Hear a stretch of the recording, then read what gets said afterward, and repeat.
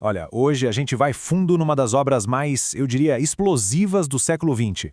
Os 3 ensaios sobre a teoria da sexualidade do Freud, lá de 1905. E sério, isso não foi só um livro, não. Foi tipo uma bomba que caiu bem no meio da sociedade vitoriana.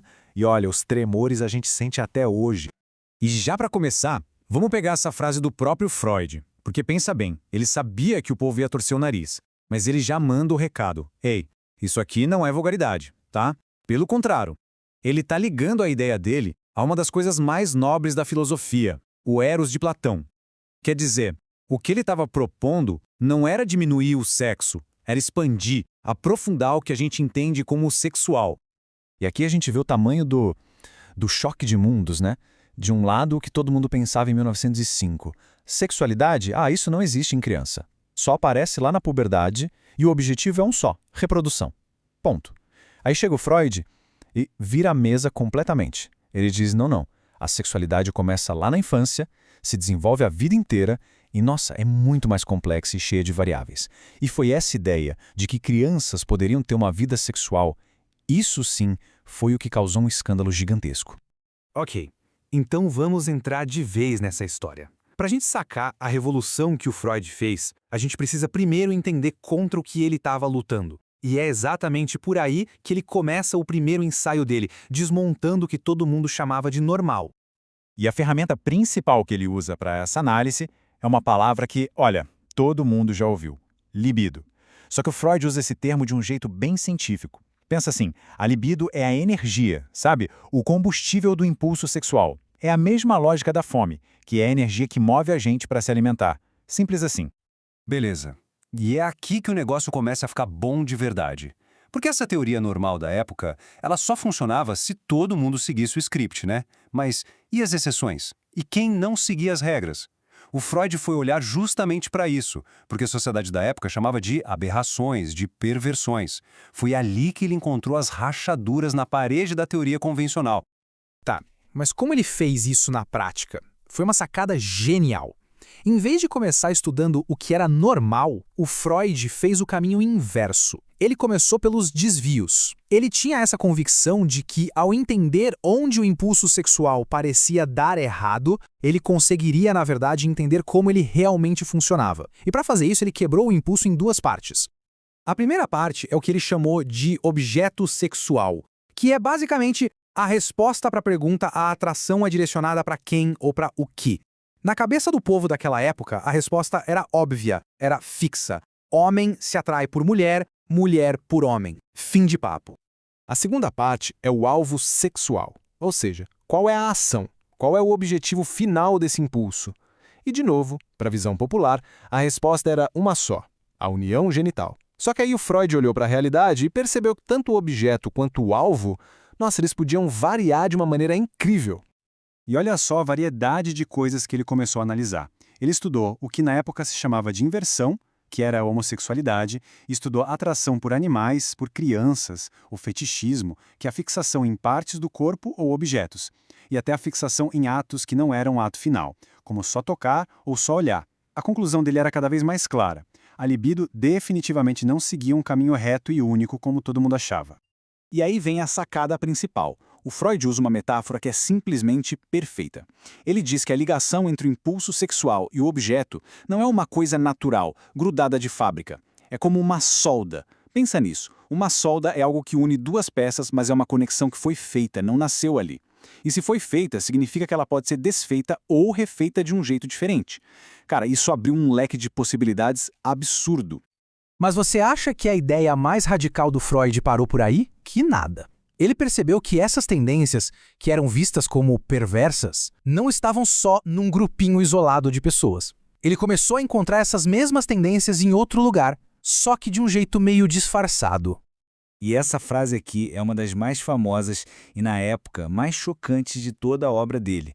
A neurose é o negativo da perversão.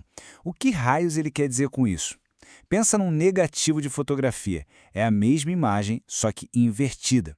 O que ele está dizendo é que os sintomas dos pacientes neuróticos dele, sabe, as fobias, as obsessões, aquelas paralisias sem causa física, eram, no fundo, a mesma energia daquelas pulsões perversas, só que em vez de serem expressas, elas eram reprimidas e apareciam de forma negativa, como sintoma.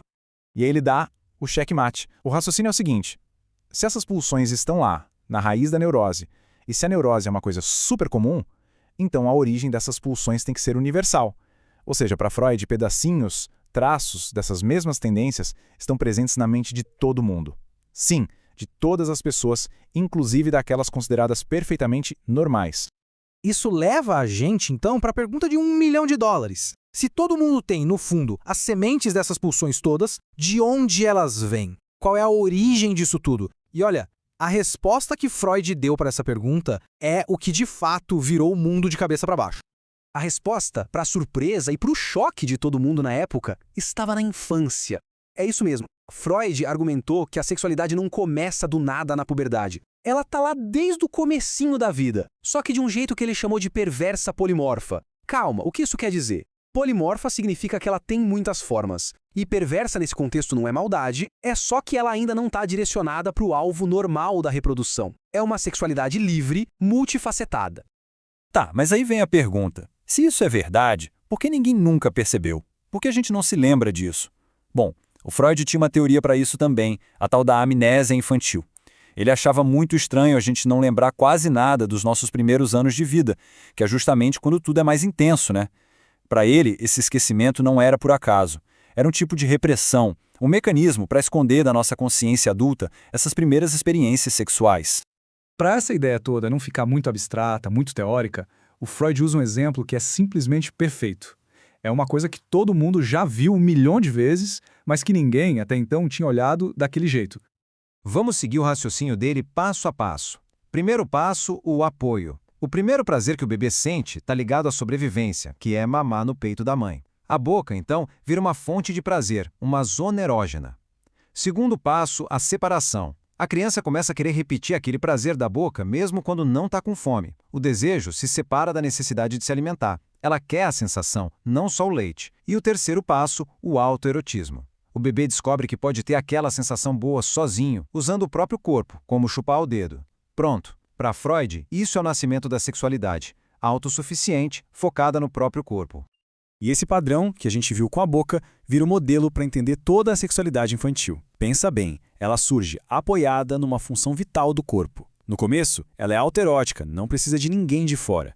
E o objetivo dela é o prazer numa parte específica do corpo, a tal da zona erógena. E segundo Freud, esse mesmo roteiro acontece depois com outras zonas, como a anal, na época do desfraude, e mais tarde com a genital.